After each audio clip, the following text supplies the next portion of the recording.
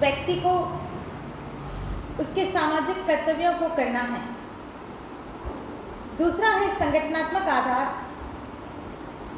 संगठनात्मक आधार को यदि हम देखें, भारतीय समाज को संगठित करने के उद्देश्य से यहाँ कुछ ऐसी सामाजिक व्यवस्थाओं को निर्मित किया गया जो व्यक्ति और समाज दोनों के सर्वांगीण विकास में योग देने की दृष्टि से महत्वपूर्ण है। और इसके आधार निम्न प्रकार हैं। वर्ण व्यवस्था। वर्ण व्यवस्था भारतीय समाज संगठन की आधारशिला के रूप में है और यहाँ आर्थिक आधार के बजाय व्यक्ति के गुण तथा स्वभाव के आधार पर समाज को 4 वर्णों में विभाजित किया गया है। प्रत्येक वर्ण के अधिकार, दायित्व और व्यवसाय एक दूसरे से भिन्न हैं। ये 4 वर्ण हैं: ब्राह्मण, क्षत्रिय, वैश्य एवं शूद्र। प्रत्येक व्यक्ति के लिए आवश्यक था कि वह अपने वर्ण धर्म के अनुसार कार्य करे। दूसरी इसका महत्वपूर्ण विशेषता है आश्रम व्यवस्था। समाज के जीवन और आश्रम व्यवस्था का उद्देश्य व्यक्ति के जीवन को संतुलित एवं संगठित बनाए रखना था। आश्रम व्यवस्था के माध्यम से व्यक्ति के जीवन में भोग त्याग दोनों के महत्व को स्वीकार किया गया है और इसके अंतर्गत व्यक्ति की आयु को 100 वर्ष मानकर उसे 25-25 वर्ष 4 आश्रमों में विभाजित किया गया है: ब्रह्मचर्य, गृहस्थ, वानप्रस्थ और संन्यास। अपनी आयु के प्रथम 25 वर्ष ब्रह्मचर्य आश्रम में बिताकर व्यक्ति अपने व्यक्तित्व का विकास करता है। फिर वह विवाह संस्कार के द्वारा गृहस्थ आश्रम में प्रवेश करता है। वह धर्म की मर्यादा के अनुरूप अर्थ और काम का उपभोग करता है। 50 वर्ष की आयु प्राप्त कर लेने पर वह वानप्रस्थ आश्रम में प्रवेश करता है और वह परिवार की सीमा से बाहर निकलकर संपूर्ण समाज के कल्याण हेतु कार्य करता है। 75 वर्ष की आयु प्राप्त करने पर वह संसार से विरक्त होकर संन्यास आश्रम में प्रवेश कर अंतिम पुरुषार्थ मोक्ष प्राप्ति का प्रयत्न करता है। नेक्स्ट है जाति व्यवस्था। भारतीय समाज हजारों ऐसी जाति और उपजातीय समूह में बटा है जिसकी सदस्यता का आधार व्यक्ति के गुण और स्वभाव नहीं होकर केवल जन्म है। जन्म के आधार पर ही हमारी जाति निश्चित हो जाती है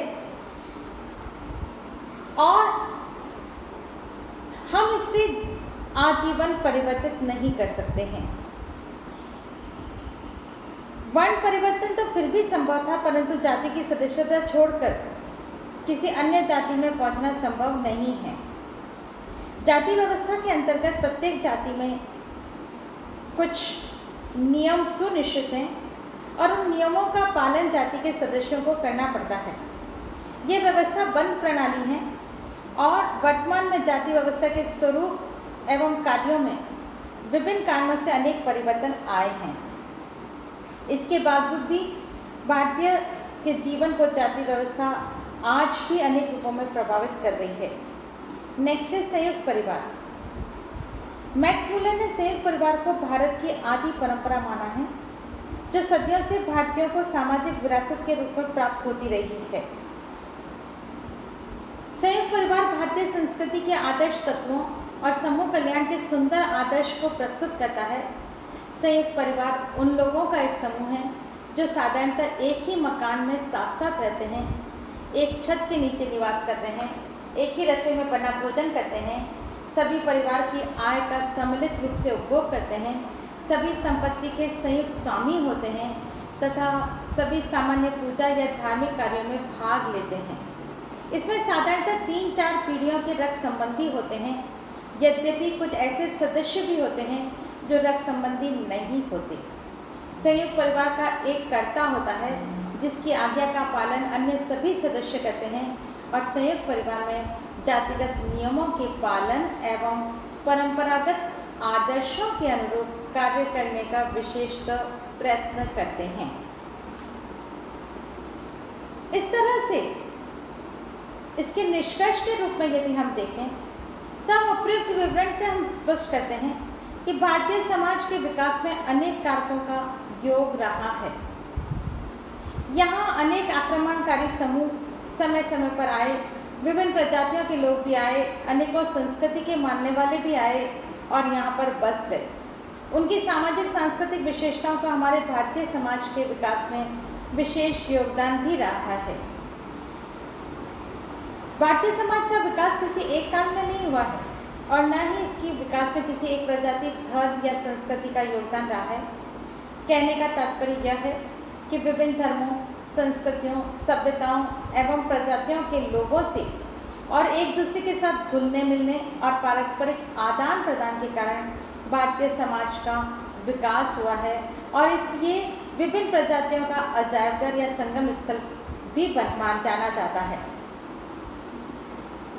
यहाँ समय समय पर अनेक प्रजाति समूह जैसे सिंथेसिस, ग्रीक, शक, हूण, कुषाण, यवन आदि आक्रमणकारियों के रूप में आए और धीरे धीरे भारतीय समाज का ही अभिन्न अंग बन गए। भारत की सभ्यता और संस्कृति अति प्राचीन है। यहाँ ऋषि मुनियों, विचारकों और धर्म गुरुओं ने अपने चिंतन के परिणाम स्वरूप समाज की सर्वांगीण प्रगति में अपना अपूर्व योगदान दिया है। प्राचीन काल में शास्त्रीय परंपरा को व्यक्त करने वाले अनेक ग्रंथों की भी रचना हुई। ऐसे ग्रंथों में वेद, पुराण, उपनिषद, रामायण, महाभारत, गीता आदि प्रमुख हैं। अपने परंपरागत रूप में ये समाज को सदियों तक प्रभावित करते रहे हैं और व्यक्ति इनके अंतर्गत अपने कर्तव्यों का पालन करते रहे। शास्त्रीय दृष्टिकोण में न तो व्यक्ति को और न ही समाज को पूर्णतः प्रमुखता दी गई है। व्यक्ति समाज पर निर्भर है और समाज अपने विकास और प्रगति के लिए व्यक्ति पर निर्भर है। दोनों को पग पग पर एक दूसरे की आवश्यकता पड़ती है। साथ ही शास्त्रीय दृष्टिकोण के अंतर्गत इस बात का भी विशेष ध्यान रखा गया है कि समाज में सब प्रकार के कार्यों की समुचित व्यवस्था हो और प्रत्येक कार्य का संपादन ठीक प्रकार से हो। इस हेतु समाज को 4 वर्णों में विभाजित किया गया और यह वर्ण व्यवस्था व्यक्ति के कार्यों पर आधारित थी, न कि जन्म पर। शास्त्रीय दृष्टिकोण के अंतर्गत व्यक्ति को भी प्रमुखता दी गई। व्यक्ति समाज व्यवस्था में एक महत्वपूर्ण घटक है जो जीवन में विभिन्न परिस्थितियों के माध्यम से अपनी भूमिका निभाता है। वह समाज के विकास और प्रगति में उसी समय योग दे सकता है जब स्वयं के व्यक्तित्व का सही प्रकार से विकास हुआ हो। अतः यहाँ आश्रम व्यवस्था के आधार पर उसे 25-25 वर्ष के 4 भागों में बांटा गया है।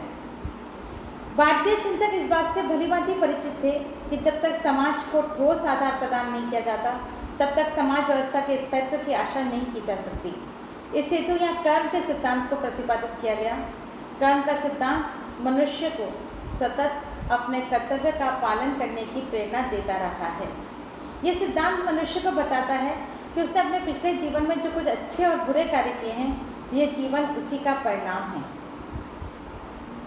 गीता में स्पष्ट बताया गया है कि मनुष्य का अधिकार कर्म पर है, फल पर नहीं। शास्त्रीय दृष्टिकोण के अंतर्गत धर्म को सर्वत्र प्रधानता दी गई है। धर्म को व्यक्ति और समाज के जीवन का पथ प्रदर्शक माना गया है। धर्म ही व्यक्ति, समूह और समाज का समय समय पर मार्गदर्शन करता है। शास्त्रीय दृष्टिकोण में धर्म के अंतर्गत कर्तव्य बोध पर विशेष जोर दिया गया है। जीवन के सभी प्रमुख कार्यों का प्रारंभ धार्मिक पूजा अर्चना से ही शुरू होता है। आध्यात्मिक शक्ति साकार अथवा निराकार किसी भी रूप में हो सकती है।